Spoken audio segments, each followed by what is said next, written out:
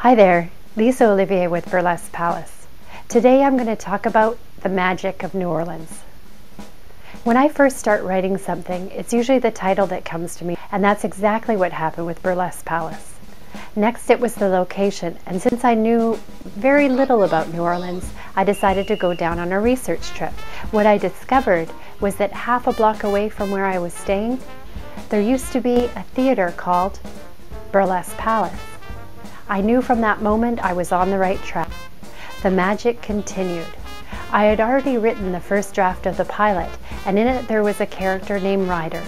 He was an oversexed, chronic pothead, with eyes bluer than a one-eyed carpenter's thumb.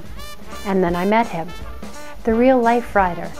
The real-life Ryder's name was Skateboard. That's right, Skateboard and Ryder. True story.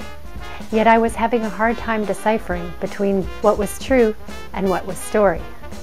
The city that I come from is so opposite from New Orleans. I come from Vancouver, Canada, with its tall granite mountains and cold, clear water. New Orleans is pretty flat. It's built on silt and clay with a lazy old murky river floating by. Where I come from, things shut down early on school nights. But on my first trip to New Orleans, I arrived late and I was hungry. So I asked, is there anywhere that's still open?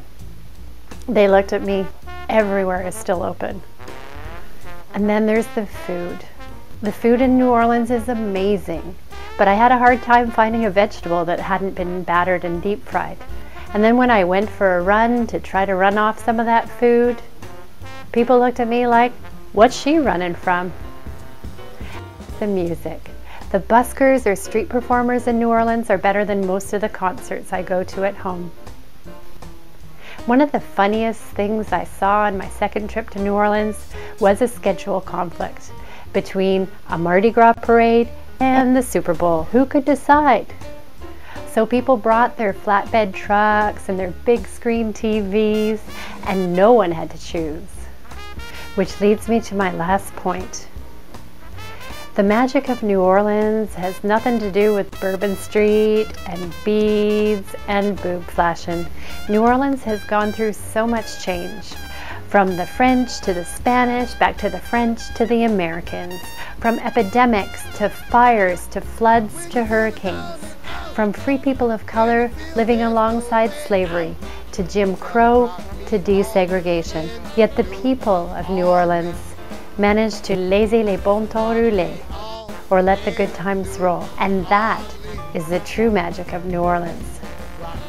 But you know that. You're from there. Tomorrow we talk about burlesque. Bye for now.